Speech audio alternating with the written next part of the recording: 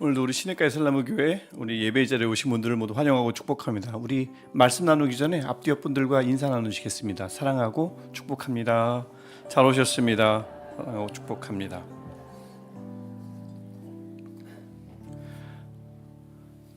오늘 우리 함께 읽을 하나님의 말씀은 로마서 15장 14절부터 21절까지 말씀입니다.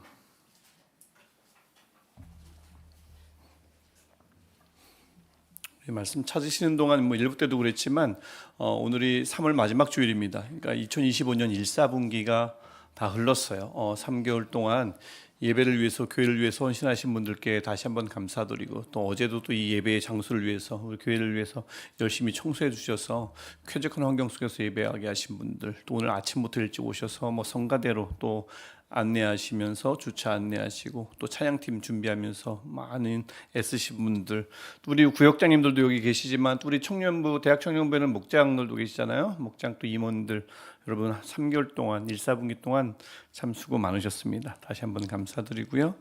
오늘 함께 읽을 말씀 로마서 15장 14절부터 21절까지의 말씀, 우리 한 절씩 교독하고 마지막 절 21절은 함께 읽도록 하겠습니다. 제가 먼저 읽겠습니다. 내 형제들아, 너희가 스스로 선함이 가득하고 모든 지식이 차서 능히 서로 고난하는 자임을 나도 확신하노라. 그러나 내가 너희로 다시 생각나게 하려고 하나님께서 내게 주신 은혜로 말미암아 더욱 담대히 대략 너희에게 썼노니, 이 은혜는 곧 나로 이방인을 위하여 그리스도 예수의 일꾼이 되어 하나님의 복음의 제사장 직분을 하게 하사 이방인을 제물로 드리는 것이 성령 안에서 거룩하게 되어 받으실 만하게 하려 하심이라. 그러므로 내가 그리스도 예수 안에서 하나님의 일에 대하여 자랑하는 것이 있거니와, 그리스도께서 이방인들을 순종하게 하기 위하여 나를 통하여 역사하신 것 외에는 내가 감히 말하지 아니하노라. 그 일은 말과 행위로 표적과 기사의 능력으로 성령의 능력으로 이루어졌으며, 그리하여 내가 예루살렘으로부터 두루 행하여 일루리로 그리스도의 복음을 편만하게 전하였노라. 또 내가 그리스도의 이름을 부르는 곳에는 복음을 전하지 않기를 힘썼노니 이는 남의 터 위에 건축하지 아니하려 함이라. 기록된 바 주의 소식을 받지 못한 자들이 볼 것이요 듣지 못한 자들이 깨달으리라 함과 같으니라. 아멘. 예, 오늘 우리 교회 모든 교회가 마찬가지고 모든 예배, 오늘 특별히 오늘 모든 예배, 모든 교회 예배들이 다 이 산불에 관한 어떤 중보하는 기도로 예배가 시작될 줄 알아요. 정말 산불을 통해서 온 나라가 굉장히 어수선합니다. 걱정도 많고요. 현재는 이제 진화는 어느 정도 진화 작업은 가닥이 잡힌 것 같은데, 이제부터 중요한 건 이제 복구겠지요. 이 엄청난 피해를 어떻게 복구하는가가 이제 관건이겠습니다. 시설이나 아니면 나무들은 시간이 지나면 어느 정도 복구는 될 텐데, 소실된 문화재가 있고, 또 탄 교회 중에는 115년 된 교회도 있고, 역사 깊은 교회죠. 우리나라에서 115년이면 또 삶의 터전을 송두리째 잃은 이 망연자실한 이들의 그 상실감은 이게 돈으로 복구되는 것이 아니라서 참 걱정입니다. 또 무엇보다 사망자가 30명에 이르고 또 부상자가 41명에 이르는 이 인명피해는 이게 돈으로 복구가 되겠습니까? 무엇을 회복이 되겠습니까? 참으로 심각한 문제가 아닐 수 없습니다. 이 산불을 촉발시킨 2명, 3명의 2명인지 3명인지 정확하게 모르겠습니다만, 그들의 부주의와 무책임한 그 현장 도피가 이렇게 큰 피해로 이어졌습니다. 불거졌습니다. 우리가 지난 코로나를 지나면서 우리가 배운 것 중에 하나가, 나라는 존재 이 하나가 얼마나 서로와 얽히고 설켜있는지를 배운 거잖아요. 나라는 존재 하나가 타인의 안녕에 막대한 영향을 미칠 수 있음을 우리가 3년이 넘게 우리가 겪으면서 배웠지 않습니까? 그래서 3년 넘게 그 답답한 마스크를 쓰고 내가 나를 조심해야 남의 건강도 내가 지킨다는 것을 우리가 알게 됐거든요. 정상 체온이 아니면 어떤 건물도 들어갈 수가 없었어요. 그래야 그 건물 안에 있는 사람들이 안전하거든요. 그래서 이 나라는 존재가 얼마나 중요한지를, 얽히고 설킨 더불어 사는 사회 속에서 한 개개인이 얼마나 중요한지를 우리가 3년 넘게 배웠는데, 이런 책임의식과 이 연대의식이 여전히 결여된, 여전히 미흡한 이들이 여전히 있다는 것 자체가 참으로 안타깝습니다. 엄하게 일벌백계를 하자, 처벌 규정을 강화하자, 그래서 강력한 예방책을 세우자, 이런 것들도 현재 필요하지만, 무엇보다 지금 필요한 것은 복구와 회복이 아닐까 싶습니다. 간절히 바라기는 우리 지난주 말씀을 나눴듯이 인내와 위로와 소망의 하나님께서 그 피해를 입은 분들, 그들이 그 상황을 오롯이 견딜 수 있도록 인내하게 하시고, 신음하는 이들을 다독여 주셔서 위로하게 하시고, 절망 중에서 소망을 볼 수 있는 은혜가 꼭 있기를 간절히 축원합니다. 소망합니다. 여러분, 뭐 사회만 그런 것이 아니죠. 이 교회 안에도 우리가 서로 정말 얽히고 설킨 공동체입니다. 우리가 보통 그래서 공동체, 믿음의 공동체라고 하죠. 더불어 사는 곳입니다. 그러니까 이 다 한 명 한 명이 뭐 하나님만 바라보는 것 같지만 우리 한 명 한 명이 서로에게 미치는 영향이 여전히 막대합니다. 그래서 내가 어떤 생각을 갖고 있는가, 어떤 생각을 가지고 옆 사람, 앞뒤 분들에게 어떤 생각으로 다가가는가, 어떤 태도를 보이는가가 굉장히 중요합니다. 그래서 더더욱 로마서는 지난주까지 봤던 말씀에서 그렇게 강조한 게 아닌가 싶습니다. 나라는 존재 하나가 교회 안에서 다름 아닌 예수님을 본받자고 하면서 어떻게 본받아요? 자기를 기쁘게 하지 않고 남을 기쁘게 하는 것. 예수님 본받는 거라고 했죠. 서로를 받아들이는 일에 집중하는 것. 이것도 예수님 본받는 거라고 했습니다. 그럴 때 교회가 얼마나 좋은 곳이 되는지 로마서는 말씀하고 있습니다. 그게 굳이 비단 남만 살리는 것이 아니라 그렇게 남을 살릴 때 내가 사는 것이고요. 결국 제일 끝에는 무엇으로 집중합니까? 열방까지도 집중되잖아요. 다 끌려오는 겁니다. 내가 그 옆 사람 하나 받아들였을 뿐인데 끌려오다 보니 열방이 하나님으로 말미암아 기뻐하고 주께 소망을 두는 그런 일들이 일어난다고. 그래서 남도 살고 나도 살고 결국 온 민족이 사는 길이 나를 기쁘게 하지 않고 서로를 받는 일이라고 지난주 말씀이 그렇게 우리에게 선포해 주셨습니다. 참 놀라운 길이라고 말씀하셨죠. 그래서 나 하나쯤이 하기보다는 내가 지금 내 자리에서 무엇을 하는가가 그렇게 이 더불어 사는 사회에서는 공동체라고 불리는 곳에서는 그렇게 그런 의식이 굉장히 중요합니다. 그래서 오늘도 조금 더 나를 좀 내려놓고 조금 더 서로를 좀 더 받아들임으로써 예수님을 좀 더 닮아가는 교회, 그다음에 열방이 아버지께 돌아오는 날까지 우리 좀 이따 또 찬양 또 하겠지만 무리바라 덮음같이 열방이 하나님을 인정하는 그 날까지 하나님께 영광 돌리는 저와 여러분 우리 교회가 되기를 소망합니다. 꼭 그래야겠습니다. 그래서 이 사도 바울은 이런 말씀을 로마 교회에게 쭉 적어 내렸어요. 이제 15장 가까이 적죠. 이제 한 장밖에 안 남았습니다. 아주 긴 서신을 적는데 마음에 걸리는 게 하나가 있었던 모양입니다. 로마 교회가 로마서를 들으면서 우리도 다 아는 얘기를 16장이나 되는 서신을 굳이 우리에게 길게 늘어가면서 길게 늘어놓을 필요가 있는가, 우리를 무시하는가 라는 생각이 사도 바울에게 들었던 모양이에요. 사도 바울은 로마 교회를 간 적이 없거든요. 모르는 사람들입니다. 근데 이게 긴 서신을 적는 거예요. 그러니까 내가 너무 잔소리가 긴 것이 아닌가라는 우려가 됐던지 14절을 보면 그들의 선함과 그들이 다 알고 있다는 것을 인정합니다. 다 아는 얘기지만 15절 그저 뭐 가르치려고 하는 게 아니고 다시 생각나게 하려고 상기시키는 차원에서 대략 간략히, 사실 이것은 그냥 하는 말이지 16장은 정말 긴 서신이거든요. 그냥 그렇지 않지만 그냥 간략히 썼다고 겸손하게 말하고 있는 것을 볼 수가 있습니다.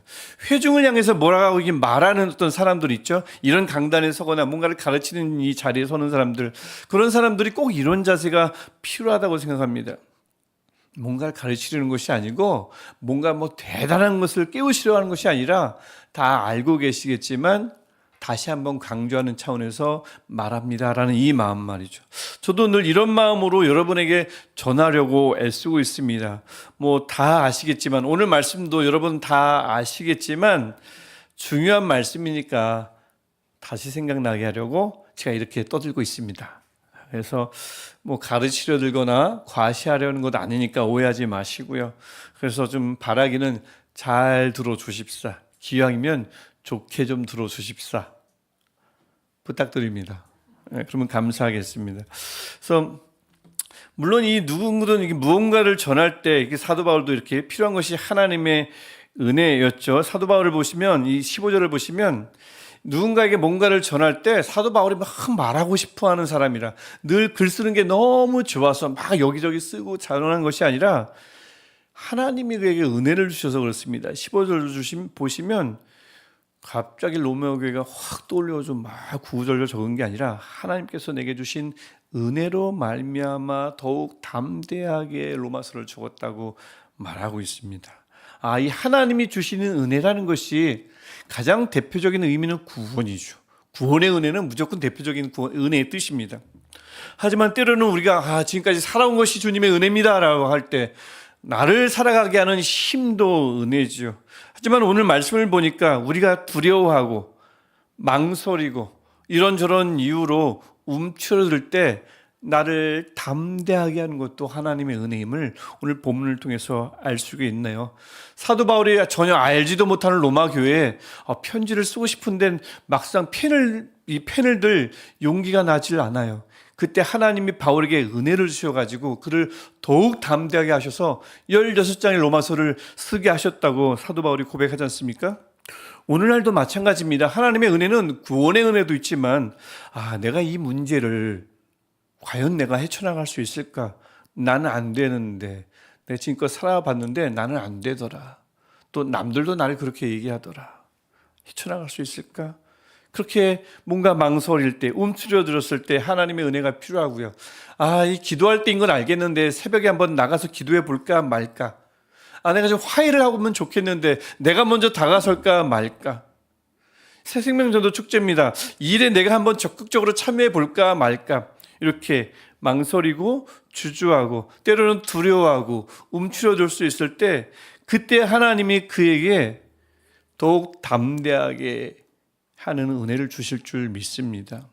그래서 바라기는 사도 바울을 더욱 담대하게 하셔서 로마서를 당당하게 쓰게 하셨던 그 하나님의 은혜가 우리 안에 좀 풍성하게 임해서 여러분에게 풍성하게 주어져서 두려움과 망설임과 움츠려든 이 주눅든 상황을 박차고 떨치고 일어나시기를 주님의 이름으로 축원합니다. 네, 기억하십시오. 하나님께서 그 은혜를 주실 때는 늘 기대하시는 게 있어요. 바랄 때 주시기도 하고 하나님의 뜻대로 주시지만 은혜를 주실 때는 늘 의도가 있고 기대하는 바가 있습니다.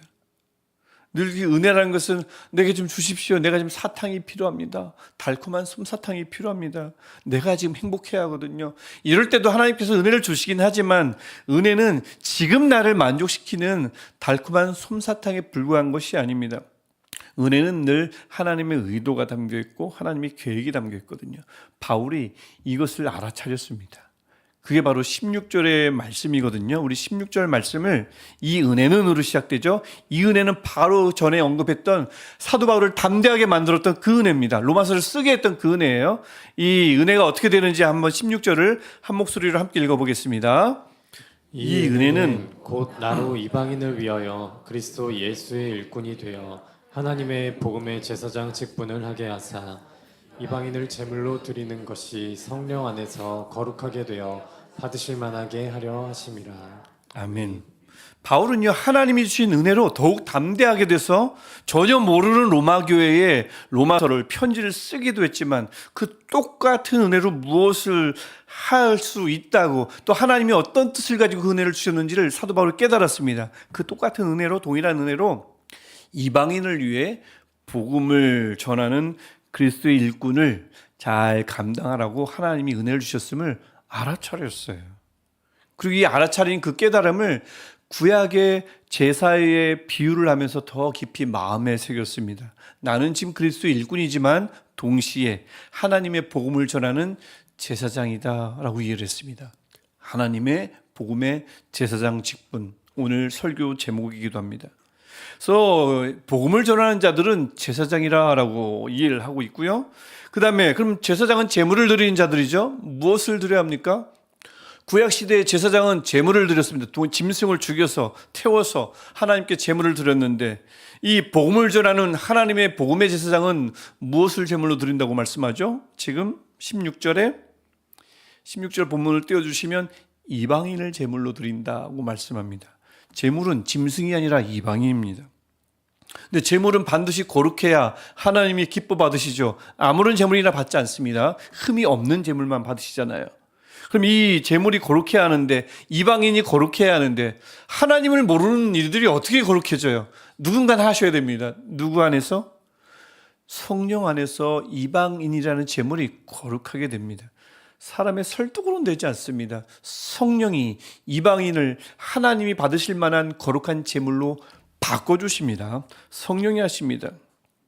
그래서 그리스도인이 이 말씀을 가만히 보면 그리스도인이 하나님을 모르는 이들을 하나님께 데리고 와요. 보통 우리가 이것을 무엇라고 부르죠? 전도라고 부릅니다. 맞습니다. 전도 맞습니다. 그런데 바울은 이 전도에 더 깊은 의미를 부여하고 있는 것입니다. 전도는 제사입니다. 하나님께 제물을 드리는 제사입니다. 예배라는 뜻입니다. 내가 제사장이 되어 하나님께 하나님을 모르는 이들을 성령의 능력으로 말미암아 거룩한 제물로 드리는 제사, 예배라고 사도 바울이 선포하고 있습니다. 그래서 지난주에 이어서 오늘도 우리의 신앙적인 사고의 틀을 넓히라고 말씀하고 계십니다. 하나님께 영광을 돌리는 일, 찬양하고 예배하는 일도 하나님께 영광을 돌리는 일이지만 자기를 기쁘게 하지 않고 남을 기쁘게 하고 서로를 받아들이는 일이 하나님께 영광을 돌리는 일이라고 지난주 말씀에 분명히 기록되어 있었죠. 그렇습니다. 그래서 우리가 하나님께 영광을 돌리는 방법이 훨씬 포괄적이라는 것을 우리가 지난주에 나눴는데 오늘도 마찬가지입니다. 제사라는 것, 예배라는 것, 예배죠. 찬양하는 것이죠. 맞습니다. 하지만 오늘 본문은, 오늘 말씀은 하나님을 모르는 이들을 성령의 도움으로 말미암아 하나님 앞에 나오게 하는 이 전도, 이 전도가 바로 하나님께 드리는 제사라고 말씀하고 있습니다. 전도가 제사입니다. 전도가 예배입니다. 우리 폭을 넓히라고 말씀하고 있는 것입니다. 이해의 폭을 말이죠.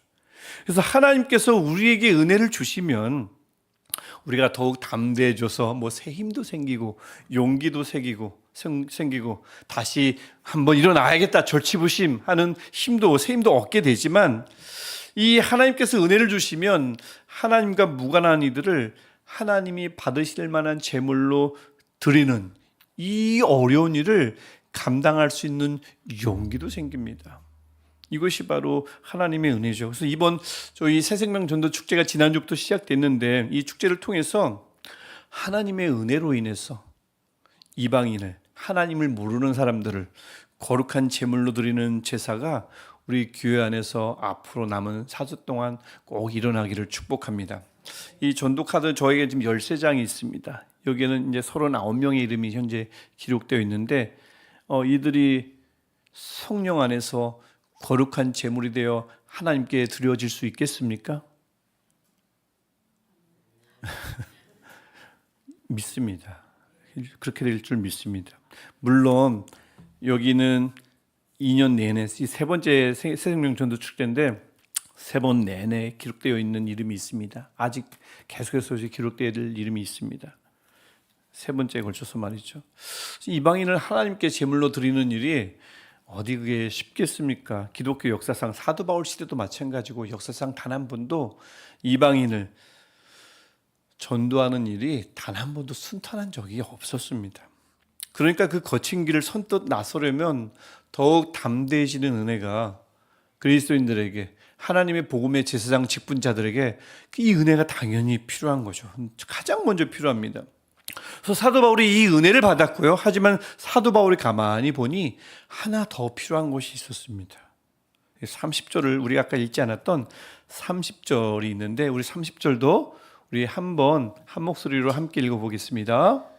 형제들아, 내가 우리 주 예수 그리스도의 성령의 사랑으로 말미암아 너희를 권하노니 너희 기도에 나와 힘을 같이하여 나를 위하여 하나님께 빌어. 아멘. 너희가 기도할 때 나와 같이 힘을 합해서 나를 위해서 좀 기도해 달라고 요청합니다. 왜 요청합니까? 이 전도라는 제사는 혼자 하는 게 아니거든요. 함께 해야 하거든요. 함께 마음을 모아서 기도해야 하거든요. 근데 바울은 의외로 우리 예상과는 달리 사도 바울 곁에는 그렇게 사람들이 많지 않았습니다. 외로운 사람이었습니다. 고독했어요. 그래서 오히려 또 더구나 그는 안팎으로 많은 시련에 시달렸던 사람입니다. 외부로부터는 유대인들이 사도 바울을 싫어했어요. 동족 유대인들이 싫어했습니다. 예수를 전하거든요. 하나님을 전해야 되는데 어디서 뜬금없이 예수를 전하고, 이방인을 가까이 하거든요. 이방인의 사도니까 당연히 이방인을 가까이 하는데 유대인은 이방인을 가까이 하면 절대 안 되거든요. 하나도 마음에 드는 게 없는 겁니다, 바울은. 그러니까 동족으로부터 미움을 받고 증오를 받고 핍박당했죠. 그를 죽일 때까지 밥을 먹지 않겠다, 이 결사대가 조직이 될 정도였습니다. 내부로부터는요, 교회로부터는 늘 환영받았을까요? 아닙니다. 교회의 출발지인 예루살렘 교회가 바울이 이방인에게 복음을 전하는 것까지는 수용했는데, 복음을 전할 때 느슨한 복음을 전한단 말입니다. 대부분의 율법을 지키지 않아도 된다는 이 복음을 전한단 말입니다. 그런 복음을 전한다는 소식을 듣고는 사도 바울이 못마땅하죠. 그의 사역을 무시하고 사도 바울을 거부하지 않을 수 없었습니다. 사도 바울은 유대인으로부터도 핍박당하고 교인들로부터도 핍박당했습니다. 사람이 집 밖에서 좀 힘들면 집 안에서는 좀 편해야 되잖아요. 그래야 좀 힘이 나는 거잖아요. 아니든 집 밖이든 집 안이든 어디서든 한 군데서라도 나를 반기는 곳이 있어야 사람이 숨통이 트이는 법이죠. 어디서 밖을 나가도 집 안에 들어가도 인정받지 못하고 어딜 가도 편하지 않으면 삶이 너무 척박하지 않겠습니까? 사도 바울이 딱 그랬어요. 교회 밖에서도 교회 안에서도 조롱과 불신의 눈초리에 시달렸습니다. 마음 쉴 곳이 마땅치 않았겠죠? 그래서 32절을 보시면 로마 교회에게 부탁하는 구절입니다. 내가 기쁨으로 나아가 너희와 함께 편히 쉬게 좀 해주세요. 편히 쉬고 싶었어요. 교회의 기쁨으로 나아가고 싶었대요. 사도 바울이 당시 겪고 있었던 압박과 고단함이 잘 스며있는 고백입니다. 사도 바울이 무슨 나쁜 짓 했나요? 목숨 걸고 예수 그리스도를 전한 것밖에 없는데 동족들도 미워하고 교인들도 멸시했습니다. 바로 이런 고백이 32절에 담겨 있습니다. 기쁨으로 나아가 너희와 함께 편히 쉬게 하라. 그러니 바울이 이러한 외로움 속에서 이방인을 하나님께 거룩한 제물로 드리긴 해야겠는데, 일단은 더욱 담대하게 하는 하나님의 은혜를 받았습니다. 하지만 더 필요한 것은 혼자서는 안 되니까 동역하는 이들이 필요했거든요. 힘을 모아 함께 기도하는 이들이 필요했습니다. 그래서 30절 보시면 너희 기도에 나와 힘을 같이 하여 나를 위하여 하나님께 빌어. 우리 힘을 모아서 나를 위해서, 나의 사역을 위해서 기도해 달라는 간절한 부탁이었습니다. 그래서 바울은 믿었어요. 하나님의 은혜가 있고 그 다음에 동역자들이 있고 그들이 합심해서 기도해 주기만 한다면, 나를 위해서 중보하기만 한다면 사도 바울의 사역, 사도 바울의 그 제사 사역이요, 이방인들을 하나님께 바치는 사역, 이 사역이 분명히 결실을 맺을 것임을, 즉 이사야 52장이 이루어질 것임을 믿었습니다. 그것이 21절 말씀이에요. 주의 소식을 받지 못한 자들이 볼 것이요 듣지 못한 자들이 깨달으리라 함과 같으니라. 사도 바울은 믿었습니다. 우리도 마찬가지 아닐까요? 우리 안에 하나님의 은혜가 있고 담대하게 만드는 하나님의 은혜요, 그 다음에 힘을 모아, 나는 안 돼 말고요, 힘을 모아 기도하는 이들이 함께 할 때 21절 말씀이 우리에게도, 21절 말씀이 이 카드에 적힌 이 39명의 이분들에게도 21절 말씀이 이루어질 줄 믿습니다. 주의 소식을 받지 못한 자들이 볼 것이요 듣지 못한 자들이 깨달으리라. 이 말씀이 이분들에게 꼭 이루어지기를 축복합니다. 여러분, 그래서 하나님은 늘 은혜를 주셔서 우리를 담대하게 하시는 분이에요. 은혜를 많이 갖고 계시고 은혜를 베풀어 주시는 은혜 하나님이십니다. 오늘 이곳에 함께 앉아 있는 분들, 한 곳에 앉아 있지만 다 사연들은 다 제각각 있잖아요.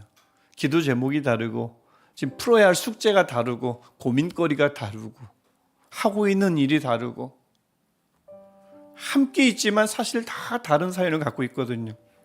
혹시 이 중에 함께 한 하나님을, 한 아버지로 예배하고는 있지만 누군가는 잔뜩 망설여하고 있고, 누군가는 사회의 여러 가지 조건, 어떤 그런 압력들에 의해서 움츠려들고 있고 또 두려운 상황 속에 혹시라도 있다면 바라기는 하나님께서 바울에게 주셨던 은혜 있죠? 더욱 담대하게 하는 은혜 말입니다. 어떤 것도 나를 움츠러들게 할 수 없는 은혜, 어떤 어려움도, 어떤 아픔도, 어떤 질병도, 어떤 장애물도 나를 짓누를 수 없게 하는 더욱 담대하게 하시는 은혜가 이곳에 있는 예배자들에게 충만하기를 축복합니다. 새 힘과 용기가 솟아나게 될 줄 믿습니다. 사도 바울에게 주셨다면 여러분에게도 주실 줄 믿습니다. 그리고 혹시 사도 바울처럼 마음 쉴 곳이, 마음 둘 곳이 없으십니까? 나와 힘을 같이 하여 기도해 달라고 부탁할 사람들이 필요합니까? 이곳에 있잖아요. 이곳에 신앙의 동료들이 있지 않습니까? 여러분이 속한 구역에 있습니다. 여러분이 속한 목장에 함께 기도할 이들이 있습니다. 또 우리 교회에 중보 기도팀이 있고요. 우리 교회에 믿음의 선배들이, 기도의 선생님들이, 예배의 선생님들이 많습니다. 장로님, 안수 집사님, 권사님, 참 귀한 분들이 많습니다. 또 우리 교회 안엔 교역자들이 있습니다. 우리 시냇가 에슬라무 교회는 쉼이 있는 교회잖아요. 쉼이 있는 시냇가 에슬라무 교회가 참으로 누구든 기쁨으로 나아가 함께 편히 쉴 이러한 곳이 될 수 있도록 저도 노력하겠지만 우리 함께 기도할 때에 이곳이 누구에게든 그렇게 편히 쉴 수 있는 곳이 될 줄 믿습니다. 기도가 필요합니다라고 요청할 때 함께 기도할 이들이 여러분의 구역 안에, 여러분의 선교 안에, 여러분의 목장 안에 있다니까요. 마음에 가둬두지 마시고 사도 바울처럼 요청하십시오. 기쁨으로 나아가 나로 하여금 편히 쉬게 해주세요. 같이 힘을 합하여 기도해 주세요. 꼭 요청하시길 바랍니다. 그럴 때 이 교회가, 여러분이 속한 목장이, 구역이 쉼이 있는 곳이 될 줄 믿습니다. 그리고 무엇보다 우리 교회, 아까도 말씀드렸지만 새생명 전도축제 기간을 보내고 있습니다. 그리고 하나님은 오늘도 사도 바울뿐만 아니라 우리를 하나님의 복음의 제사장 직분자로 부르십니다. 어떤 직분입니까? 하나님을 모르는 이들을 하나님께 거룩한 제물로 드리는 이 일을 감당하는 직분자로 부르십니다. 나 하나쯤이야 하지 마시고 뒤로 물러나지 마시고 우리는 얽히고 섞인 공동체라니까요. 나 하나가 굉장히 중요합니다. 어떤 모습을 취하느냐에 따라. 나 하나쯤이 하지 마시고 담대하게 하시는 하나님의 은혜를 받았어. 모두가 힘을 모아 이 제사의 일에 꼭 참여해 주시기를 부탁합니다. 그래서 하나님이 받으실 만한 산 제물을, 이방인을, 하나님을 모르는 이들을 하나님께 반드시 드리고 마는 이 제사장들이 다 되시기를 축복합니다. 이 마음 가지고 우리가 기도할 때 여러 가지 기도 제목이 오늘 특별히 있습니다. 우리를 담대하게 하는 은혜가 우리 안에 충만하기를, 그래서 우리 은혜 공동체가 되기를, 우리가 힘을 같이하여 기도하는 기도 공동체가 되기를 기도합니다. 또 이 은혜와 기도를 통해서 전도 대상자 이 작전 카드 13장에 들어있는 오늘까지 13장입니다. 이 이름들이 하나님께서 받으실 만한 거룩한 제물이 되게 달라고 우리 함께 기도하시겠습니다. 그리고 인내와 위로의 소망의 하나님이 산불 피해자에게 강력히 임하기를, 그리고 추가로 뉴스 들으셨겠지만 미얀마에 7.7 규모의 지진이 일어났고 그 여파가 태국까지 미치고 있다고 합니다. 어제 제 친구 하나가 태국에서 선교사로 지금 현재 사역하고 있는데 태국까지도 큰 영향을 미치고 있대요. 현재 그 지진 피해자가 사망자만 1000명에 육박하고 있는데 이게 개수가 안 되는 나라라 예상은 10,000명이 넘는다고 생각합니다. 이렇게 추정을 한다고 그래요. 그래서 그곳의 신속한 복구와 그런 열악한 곳에서 사역하고 있는 선교사들을 위해서 우리가 함께 중보했으면 좋겠습니다. 그래서 우리 은혜 공동체, 기도 공동체, 이들이 반드시 제물로 바쳐지기를, 또 이 동시간대에 아파하고 있는 이들에게 하나님이 찾아가시기를 우리 간절한 마음으로 할렐루야로 함께 기도하겠습니다. 기도하시겠습니다. 할렐루야.